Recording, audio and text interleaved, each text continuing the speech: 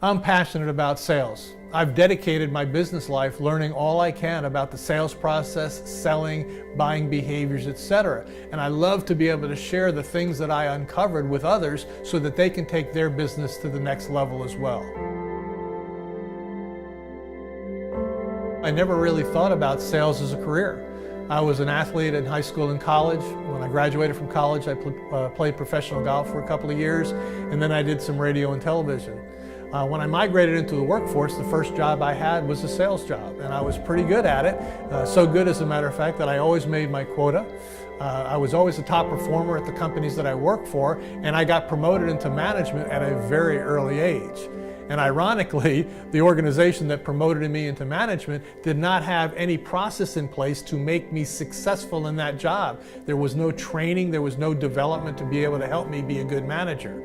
In addition, I didn't have a role model or a mentor that I could copy or behave, so I had to figure it out for myself. I had to break selling down into some small bite-sized pieces to understand what works and what didn't work in selling so I could teach my team.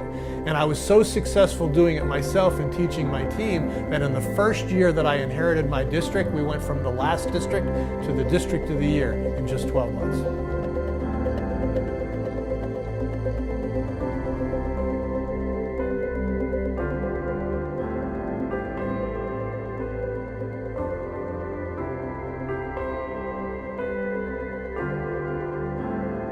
You know, I didn't know what I didn't know back at that time. So what I decided to do was break down the sales process into little bite-sized pieces so I knew what I did that was successful that I could teach others. And I needed to create a set of tools, processes, and concepts that were easy to use, easy to implement, and that delivered results. And what I found was that that process was able to be repeatable and scalable. And as a result, my teams were able to be successful, and we've continued to migrate that today. For 1,600 clients worldwide are now able to get the same benefits from that program.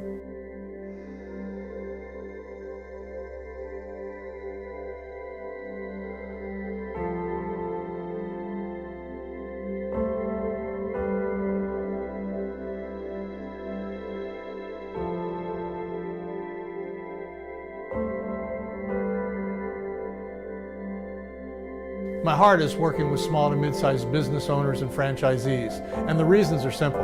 They really are hungry for information, they're willing to try something new, and they have the same needs that large corporations have, but they don't have the budget. So when you start to work with them and give them the keys, how to establish key performance indicators, how to understand what their value proposition is in the marketplace, be able to differentiate themselves from the competition, their light bulbs go on. That really is what gets me excited, is to see them get it and take their business to the next level.